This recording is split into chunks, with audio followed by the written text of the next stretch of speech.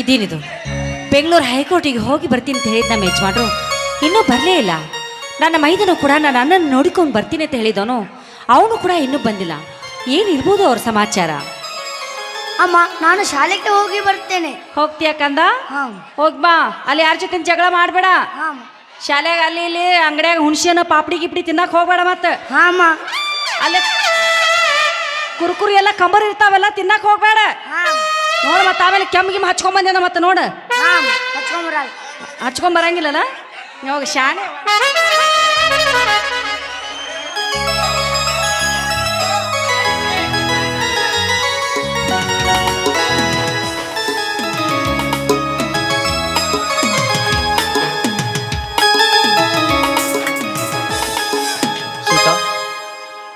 ಪನ್ನಿಸ್ವಾಮಿ ಈಗ ಬಂದ್ರ? ಈಗ ತಾನೇ ಬೆಂಗಳೂರಿಂದ ಬಂದೆ. ಇಲ್ಲ ರೀ, ಅವನು ಶಿವರಾಜನ್ ನೋಡಿಕೊಂಡು ಬರ್ತೀನಿ ಅಂತ ಹೇಳಿದವನು ಇನ್ನೂ ಬಂದೇ ಇಲ್ಲ. ಅಂದ ಹಾಗೆ ಏನಾಯ್ತು ನಿಮ್ಮ ಕೋರ್ಟಿನ ವಿಷಯ? ನೋಡು ಸೀತಾ, ಈಗ ಕಾಲದಲ್ಲಿ ನ್ಯಾಯಕ್ಕೆ ಬೆಲೆಯಲ್ಲಿದೆ. ಅದರಲ್ಲೂ ನೊಂದವರಿಗೆ ನ್ಯಾಯ ಕೊಡಿಸುತ್ತೆ ಅಂತ ಹೇಳಿದ ನ್ಯಾಯಾಧೀಶರು ಹಣದ ಆಮಿಷಕ್ಕೆ ಒಳಗಾದರೆ ನಮ್ಮಂಥವರಿಗೆ ನ್ಯಾಯ ಸಿಗುವುದಲ್ಲಿ. ನೋಡು, ನಾನು ಒಬ್ಬ ಒಳ್ಳೆಯ ವಕೀಲರನ್ನ ಹಿಡಿದು ಕೇಸ್ ಮುಂದುವರಿಸಿದ್ದೇನೆ. ನಮ್ಮಂಥವ್ರಿಗೆ ನ್ಯಾಯ ಸಿಗಬೇಕಾದ್ರೆ ಆ ದೇವ್ರ ದಯಾನೇ ಇರಬೇಕು. ಇರಲಿ, 4 ದಿನದಿಂದ ನಾನಂತೂ ಊರಲಿಲ್ಲ. ನೀನಾದರೂ ಹೊಲದ ಕಡೆ ಹೋಗಿದ್ದೇ ಇಲ್ಲೋ? ಇಲ್ಲ ರೀ, ನೀವು ಹೋದಾಗಿನಿಂದ ನಾನು ಕೂಡ ಹೋಗೇ ಇಲ್ಲ. ಹೋಗ್ಲಿ ಬಿಡಿ, ಆ ದೇವರ ಕೃಪೆ ನಮ್ಮ ಮೇಲೆ ಇದ್ದಿದ್ದೇ ನಿಜವಾದ್ರೆ ನಮ್ಮ ನ್ಯಾಯನೂ ಗೆಲ್ಬಹುದು, ನಮ್ಮ ಬೆಲೆ ಕೂಡ ಸುರಕ್ಷಿತವಾಗಿ ಇರಬಹುದು. ಹೌದು, ನೋಡು ಇಂದೀಗ ನೀವು ಊಟ ಮಾಡೋರಂತೆ, ಬನ್ನಿ. ಊಟ ಆಮೇಲೆ ಮಾಡಿದ್ರಾಯ್ತು.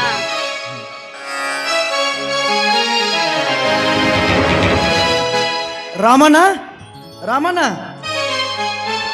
ನೀನು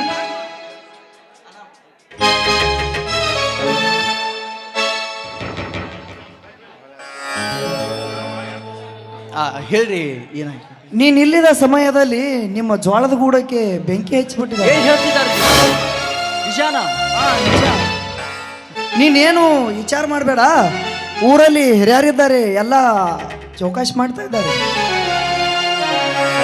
ಏನಿಕ ಅನ್ನಕ್ಕೆ ಆಧಾರವಾದ ಜೋಳಗೂಡದ ಸುಟ್ಟು ಹೋದ್ಮೇಲೆ ನಾವು ಬದುಕಿರೋದಾದ್ರೆ ಹೇಗೆ? ಇಲ್ಲ, ನೀ ಹೆದರಬೇಡ. ಅದಕ್ಕೆ ಇಲ್ಲೆಲ್ಲ ಹಿರಿಯರು ಅದಕ್ಕೆ ವಿಚಾರ ಮಾಡ್ತಾ ಇದ್ದಾರೆ. ನಾನು ಬರ್ತೀನಿ.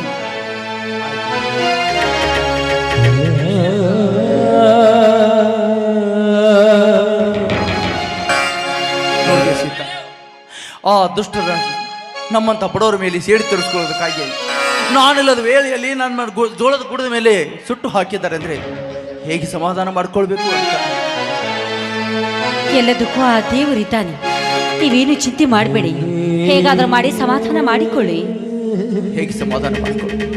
ಜಗದೊಡಿ ಆ ಬಸವೇಶ್ವರ ಅಡಿಗಡಿಗೂ ನಿನ್ನನ್ನು ನಿನ್ನ ಪಾದ ಹಿಡಿದು ಬೇಡಿಕೊಂಡ್ರು ಸಹಿತ ಈ ಬಡವರನ್ನ ಕಡೆಗಣಿಸಿ ಕಾಡುತ್ತಿರುವೆ ಅಂತ. ನೀನು ಕಲ್ಲಲ್ಲಿ ಕಲ್ಲಾಗಿ ಕೂಡದೆ ನಮ್ಮಂಥ ಬಡವರನ್ನ ಕಣ್ತೆರೆದು ನೋಡಬಾರ್ದೇನು ತಂದೆ. ಆ ಭ್ರಷ್ಟರು ನಮ್ಮ ಜೋಳದ ಗೂಡನ್ನು ಸುಟ್ಟು ಹಾಕಿ, ತಿನ್ನೋನನ್ನು ಸುಟ್ಟು ಹಾಕಿ, ಕಣ್ಣೀರಿನಲ್ಲಿ ಕೈ ತೊಳೆಯಂತೆ ಮಾಡಿದ್ರು ಸಹಿತ ಕಣ್ತೆರೆದು ನೋಡಲಾರ್ದ ಕರುಣಾಮೂರ್ತಿ ನೀನು. ಹಿಂದೊಮ್ಮೆ ನನ್ನ ತಂದೆ ತಾಯಿಯನ್ನು ಕೊಂದು ನನ್ನ ಮನೆಗೆ ಬೆಂಕಿ ಹಚ್ಚಿದಾಗ ಚಿಕ್ಕವನಾದ ನನ್ನ ತಮ್ಮನನ್ನು ಕರೆದುಕೊಂಡು ಊರೂರ ಅಲ್ಲಿದೆ. ತುತ್ತು ಕೂಳಿಗಾಗಿ ಅವರಿವರ ಹತ್ತಿರ ಕೆಲಸ ಮಾಡಿ ನನ್ನ ತಮ್ಮನನ್ನು ಬೆಳೆಸಿ ದೊಡ್ಡವನಾಗಿ ಮಾಡಿದೆ. ಈಗ ಸೀತಾ ಮತ್ತೆ ಅದೇ ಪರಿಸ್ಥಿತಿ ಬಂದಿತ್ತೇನೋ ಅಂತ ಅನಿಸ್ತಾ ಇದೆ ನನಗೆ.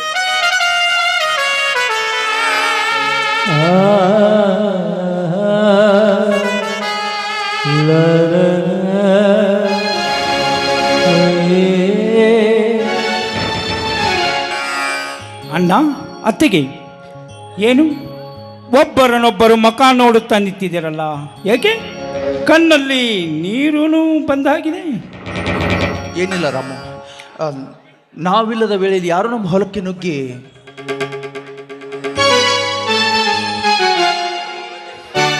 ಏನನ್ನ ನಮ್ಮ ಹೊಲಕ್ಕೆ ನುಗ್ಗಿ ಏನು ಮಾಡಿದ್ರಣ್ಣ?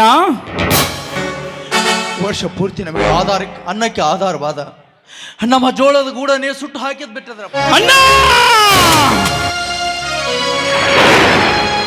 ಇದನ್ನು ಏನು ಹೇಳ್ತಾ ಇದ್ದೀಯನ್ನ? ಯಾರು ಇಲ್ಲದ ಸಮಯವನ್ನು ನೋಡಿ ನಮ್ಮ ಹೊಲಕ್ಕೆ ಬೆಂಕಿ ಇಟ್ಟರೆ ಆ ಚಾಂಡಾಲರು ಯಾರನ್ನ ಅವರು ಈಗಲೇ ಹೋಗಿ ಅವರ ಶಿರವನ್ನು ಕಡಿದು ತಂದು ಬಿಡುತ್ತೇನೆ. ಹೇಳನ್ನ ಅವರು ಯಾರೆಂದು. ಯಾರು ಅಂತ ಏನು ಹೇಳುದು ಪರಶುರಾಮ? ಅಂತ ಕಿಡಿಗೇಡಿಗಳು ಯಾರು ಅಂತ ಇನ್ನೂ ಗೊತ್ತಾಗಿಲ್ಲ. ನಮಗಾದ ಅನ್ಯಾಯಕ್ಕಾಗಿ ಈ ಊರಿನ ಹಿರಿಯರು ಅವರನ್ನ ತನಿಖೆ ಮಾಡ್ತಾ ಇದ್ದಾರೆ. ಅದು ಶಾಂತನ. ಎಲ್ಲಿದೆಯನ್ನ ಈ ನಿನ್ನ ತಮ್ಮನಿಗೆ ಶಾಂತಿ? ನಮ್ಮ ಹೊಲಕ್ಕೆ ಬೆಂಕಿ ಇಟ್ಟ ಬಂಡ ಬಡ್ಡಿಯ ಮಕ್ಕಳನ್ನು ಕರೆತಂದು ಅವರ ರಕ್ತದಿಂದಲೇ ನಮ್ಮ ಭೂತಾಯಿ ಬಡಲನ್ನು ತೋಷಿದಾಗಲೇ ಈ ನಿನ್ನ ತಮ್ಮನ ಆತ್ಮಕ್ಕೆ ಶಾಂತಿ. ಹೇಳನ್ನ ಅವರು ಯಾರು ಎಂದು ಹೇಳು. ಹೇಳದಿದ್ದರೆ ನನ್ನ ಕುಲದೇವ ಮಾರುತೇಶನ ಮೇಲೆ ಆನೆ. ಇಷ್ಟು ಸಣ್ಣ ವಿಷಯಕ್ಕಾಗಿ ಆ ದೇವರ ಮೇಲೆ ಯಾಕೆ ಆಣೆ ಹಾಕ್ತಾ ಇದೆಯಾ? ಆ ರಾಕ್ಷಸರು ಯಾರು ಅಂತ ನಮಗೂ ಗೊತ್ತಿಲ್ಲ. ಅವರು ಇಂಥವ್ರೇ ಅಂತ ಗೊತ್ತಾದ ಮೇಲೆ ಅವರಿಂದ ಪರಿಹಾರ ಆದರೂ ದೊರಕಿಸ್ಕೊಳ್ಬಹುದು. ನೀನು ಸ್ವಲ್ಪ ಸಮಾಧಾನವಾಗಿರು. ಸಮಾಧಾನ ಸಮಾಧಾನ ಸಮಾಧಾನ ಸಮಾಧಾನ ಎಲ್ಲಿದೆಯನ್ನ ಸಮಾಧಾನ? ಯಾರು ಇಲ್ಲದನ್ನು ನೋಡಿ ನಮ್ಮ ಹೊಲಕ್ಕೆ ಬೆಂಕಿ ಇಟ್ಟದನ್ನು ನೋಡಿ ಸಮಾಧಾನ ಪಟ್ಟಿಕೊಳ್ಳಬೇಕೆ? ಅಣ್ಣ, ಇದಕ್ಕೆಲ್ಲ ಕಾರಣ ವಾದಿರಾಜ್ ಹಾಗೂ ಆ ತ್ಯಾಗರಾಜ್. ಈಗಲೇ ಹೋಗಿ ಅವರನ್ನು ವಿಚಾರಿಸಿಕೊಂಡು ಬರ್ತೇನೆ. ಹಾಗೆಲ್ಲ ತಿಳಿದೆ ಮತ್ತೊಬ್ಬರ ಮೇಲೆ ಅಪವಾದ ಕೊಡುವುದು ತಪ್ಪು. ಅವರೇ ಈ ಕೆಲಸ ಮಾಡಿದ್ದಾರೆ ಅಂತ ಯಾವ ಆಧಾರದ ಮೇಲೆ ಹೇಳ್ತೀಯ? ಬೇಡಪ್ಪ, ಅವರೇ ಅಂತ ಆಧಾರದ ಹೇಳಿದ ಮೇಲೆ ಗೊತ್ತಾದ ಮೇಲೆ ಅವರಿಗೊಂದು ಊರಿನ ಹಿರಿಯರು ತಕ್ಕ ಶಿಕ್ಷೆ ಕೊಟ್ಟೇ ಕೊಡ್ತಾರೆ. ನೀನು ಸ್ವಲ್ಪ ಸಮಾಧಾನವಾಗಿರು. ಅಣ್ಣ, ಎಲ್ಲಿದೆ ಅಣ್ಣ ಈ ಸಮಾಜದಲ್ಲಿ ನ್ಯಾಯ? ನಮ್ಮಂತ ಬಡವರ ಹೊಟ್ಟೆಯ ಮೇಲೆ ಕಾಲಿಟ್ಟು ತುಳಿದು ಬದುಕುವ ಬಂಡ ಶ್ರೀಮಂತರಾಗಿದೆ ಈ ಸಮಾಜದಲ್ಲಿ ನ್ಯಾಯ. ಗಂಡು ಲಗರ್ತಿಯರ ತಾಡಿಯನ್ನು ಬಿಚ್ಚಿ ನಾಮೇ ನ್ಯಾಯಮಂತರೆಂದು ಬದುಕುವರಿಗಿದೆ ಈ ಸಮಾಜದಲ್ಲಿ ನ್ಯಾಯ. ಅಣ್ಣ, ಅಂಥವರಿಗೆ ಯಾವ ರಬ್ಬಸದಿಂದ ಹರಿವ ನದಿಗೆ ಯಾವ ಅಣೆಕಟ್ಟನ್ನು ಕಟ್ಟಿದರೂ ಆ ನೀರು ನಿಲ್ಲುವುದಿಲ್ಲನ್ನ. ಅವರ ರಬ್ಬಸ ನಿಲ್ಲಬೇಕಾದರೆ ಅವರ ರಕ್ತ, ಅವರ ಮಾಂಸ, ಅವರ ಎಲುಬಿನ ಹಂದರದಿಂದ ಅಣೆಕಟ್ಟನ್ನು ಕಟ್ಟಿದಾಗಲೇ ಸಿಗುವುದು ನಮಗೆ ಜಯದ ಪತಾಕಿ. ಮೈದುನ, ಸಮಾಧಾನ ಮಾಡಿಕೊ. ಇವತ್ತಲ್ಲ ನಾಳೆ ಆದ್ರೂ ಈ ಸಮಾಜಕ್ಕೆ ನ್ಯಾಯದ ಪತಾಕೆ ಹಾರಿ ಹಾರುತ್ತದೆ. ಸಮಾಧಾನ ಎನ್ನುವ ಶಬ್ದ ಮಾತನಾಡಲು ಮಾತ್ರ ಒಳ್ಳೆಯದು ಹೊತ್ತಿಗೆ, ಆದರೆ ಅದನ್ನು ಅರಗಿಸಿಕೊಂಡು ಬಾಳುವುದಕ್ಕೆ ಬಹಳ ಕಷ್ಟವಾಗಿದೆಯಮ್ಮ, ಬಹಳ ಕಷ್ಟವಾಗಿದೆ. ನೋಡಪ್ಪ ಮೈದುನ, ಈ ನಿನ್ನ ನಿಚ್ಚಳದ ಮಾತಿಗೆ ನಾನು ಮೆಚ್ಚಿಕೊಂಡೆ. ಆಕಾಶಕ್ಕೆ ಹಾರುವ ಹಕ್ಕಿ ನೆಲಕ್ಕೆ ಸೋತು ನೆಲಕ್ಕೆ ಬರಲೇಬೇಕು. ಹಾಗೆ ಇವತ್ತಲ್ಲ ನಾಳೆ ಆದ್ರೂ ಅವರ ಸೋಲಿಗೆ ಆ ಶ್ರೀಹರಿ ಬಂದೇ ಬರುತ್ತಾನೆ ಅವತರಿಸಿ. ನಡೆಯಪ್ಪ, ತುಂಬಾ ಹೊತ್ತಾಯ್ತು, ಊಟ ಮಾಡುವಂತೆ ನಡಿ ಒಳಗಡೆ. ದಡಿ ಪರಶುರಾಮ, ಹಸಿದು ಬಂದಿದ್ಯಾ? ಎಲ್ಲರೂ ಸೇರಿ ಊಟ ಮಾಡಿ ನಡಿ. ಆಮೇಲೆ ಅದ್ರ ವಿಚಾರ ಬಗ್ಗೆ ನಾನು ವಿಚಾರ ಮಾಡ್ಕೊಂಡು ಬರ್ತೀನಿ. ನಡೆಯಪ್ಪ. ಏನ್ ಒಟ್ಟ ಬಕಾಸುರ ಅಂಶದಾಗ ಹೊಟ್ಟಿರೇನ? ಒಟ್ಟ ಹಸಿವು ಅಂತೀರಲ್ಲ. ಏನಾಯ್ತು? ನಾ ಊಟಕ್ಕೆ ಹೋಗಂತ ಹೇಳಿದ್ವು ನಾನು ಮೈದಾನಿಗೆ ಮಾತ್ರ. ನನಗೆ ಹೇಳಿಲ್ಲ. ಹಾ ಆಯ್ತು, ಅಮ್ಮವ್ರ ಆಜ್ಞೆ ಏನ್ ಆಜ್ಞೆ ಪಾಲಿಸ್ತೀರಿ? ಬರೀ ಊಟ ಬಕಾಸುರ ವಂಶದಾಗ ಹುಟ್ಟ್ಯಾರ, ಯಾರಿಗ ಗೊತ್ತ? ಅಲ್ಲ, ನೀನು ಮಾಡಿದ ಅಡಿಗೆನೇ ಅಷ್ಟು ರುಚಿಯಾಗಿರುತ್ತೆ. ಎಷ್ಟು ತಿಂದ್ರು ಸಾಲೋದೇ ಇಲ್ಲ ನಮಗೆ. ಇದೇನು ಹವಾ ಹಾಕೋದ್ ಬೇಕಾಗಿಲ್ಲ. ಅದಕ್ಕಾಗಿ ನನ್ನ ತಮ್ಮನ ಹೊಟ್ಟೆ ಎಷ್ಟು ಬಂದಿದೆ, ನೀನು ಬರ್ಬೇಕಾಗಿದೆ. ಹೊಟ್ಟೆ ಹೊಟ್ಟೆ ಹೊಟ್ಟೆ ತಿಂದು ತಿಂದು ನಿನ್ನ ರುಚಿಯಾದ ಅಡಿಗೆ ತಿಂದು ತಿಂದು ಹೊಟ್ಟೆ ಅಷ್ಟು. ಅಲ್ಲ, ನನ್ನ ಮಗ ಇಷ್ಟು ದೊಡ್ಡವಾದ, ಇನ್ನೊಂದ್ಸಲ ನನಗ ಬರ್ತೈತೆ ಅಂದ್ರೆ ಅವ್ರಿಗೆ ಬರ್ಬೇಕತ್ತ ಹೊಟ್ಟೆ. ಅಲ್ಲ ಸೀತಾ, ಮಗ ದೊಡ್ಡವರಾದ್ರೇನು ಹುಣಸಿ ಗಿಡ ಹಳೆದಾದ್ರೂ ಹುಳಿ ಹೋಗುತ್ತೇನೋ? ಮನುಷ್ಯನಿಗೆ ಆಸೆ ಅನ್ನೋದು ಇರುತ್ತೆ ಅಲ್ವೋ? ಹೌದು. ನನ್ನ ಆಸೆ ನಿರಾಸೆ ಮಾಡಿದೆ. ಈಗೊಂದು ನೀನು ಹಾಡ್ಲೇಬೇಕು ನೋಡು. ಮುಂದಿನ ವರ್ಷ ಹನುಮಪ್ಪನ ಒಕ್ಕಳಿಗೆ ಮತ್ತೊಂದು ಕುಮಾರ, ಇನ್ನೊಬ್ಬ ಸುಕುಮಾರ. ಈಗ ಕುಮಾರ್ ಇದ್ದಾನೆ, ಇನ್ನೊಬ್ಬ ಸುಕುಮಾರ್ ಇದೆ. ಒಂದ ಬ್ಯಾಡು, ಅವಳಿ ಜೋಡಿ ಬೇಕು.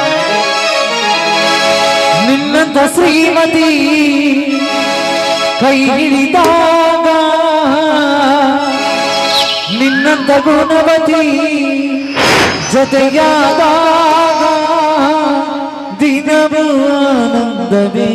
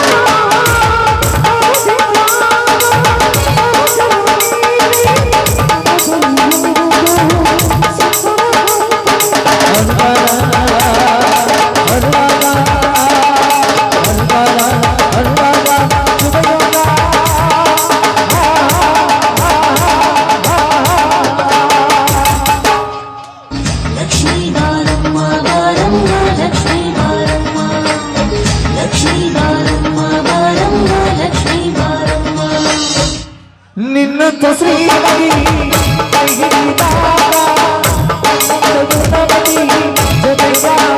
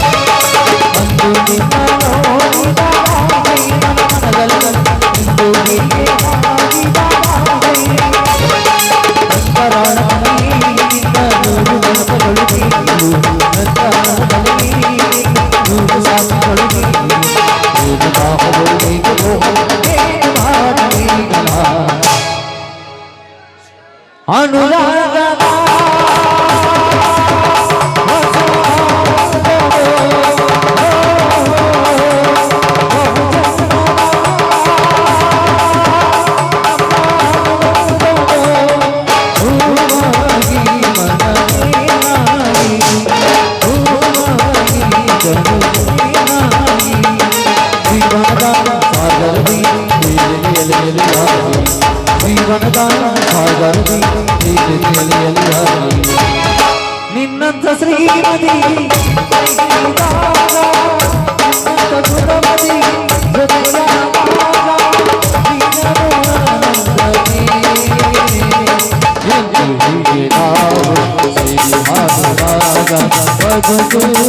ಸ್ವರ್ಗವೇ